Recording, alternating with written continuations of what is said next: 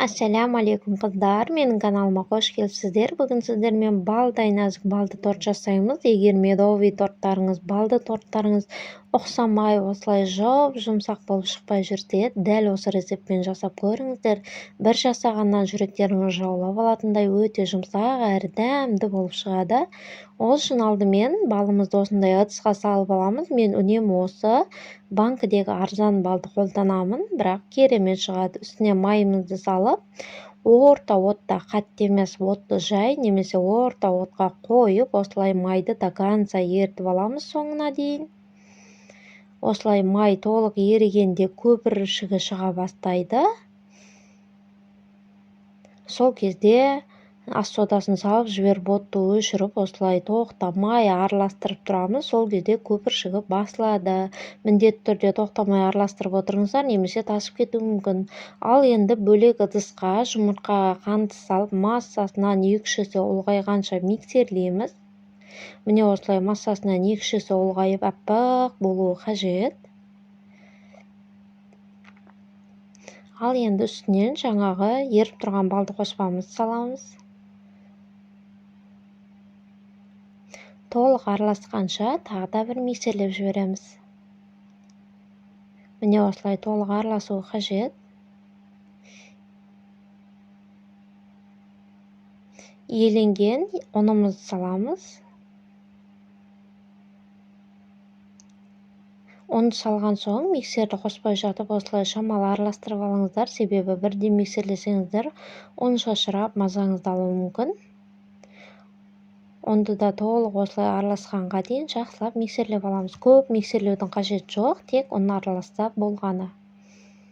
Міне біздің тестамыз дайын, яғни қамырымыз осындай болып шығады. Жаюдың қажеті жоқ.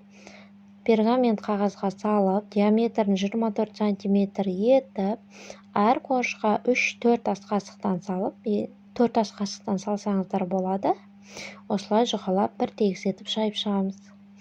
Алдын ала қыздырылған пеште қызартып пісіріп аламыз.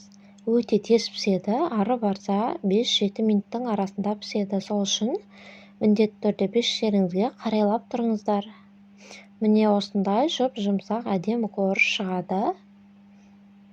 Ал енді кремін дайындаймыз. Салқын творожный сырға салқын қантты салсаңыздар болады. Қантты салқындату үшін холодильникке 1,5 сағатқа салып алуға болады.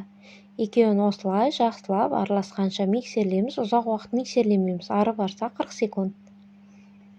Осылай миксерлеп алып, салқын, яғни мұздай холодильниктен жаңа шыққан сливкиді құйып, тағы да миксерлейміз.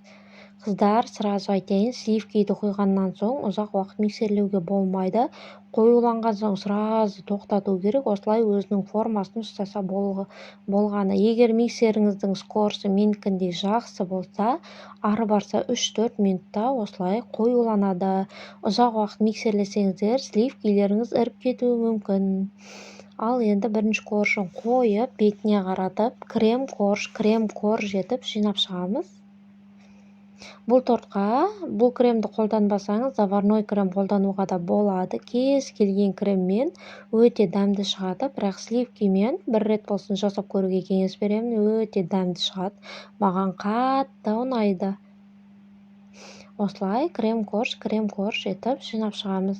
Негізі менде барлығы 7 корж шыққан болатын. Мен соның 6-ын жинап, біреуін оформление үшін үгіттім. Ең бетіне жұқалап қана жағамыз.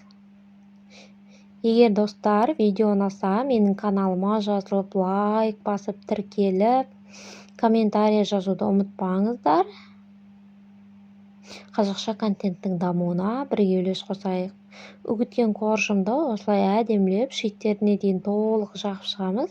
Біздің тортымыз осындай биік әрі өте дәмді, жұмсақ болып шығады. Сіздерге де дәл осылай жасап көруге кеңес беремін. Назарларыңызға рахмет. Сіздермен болған Жанар.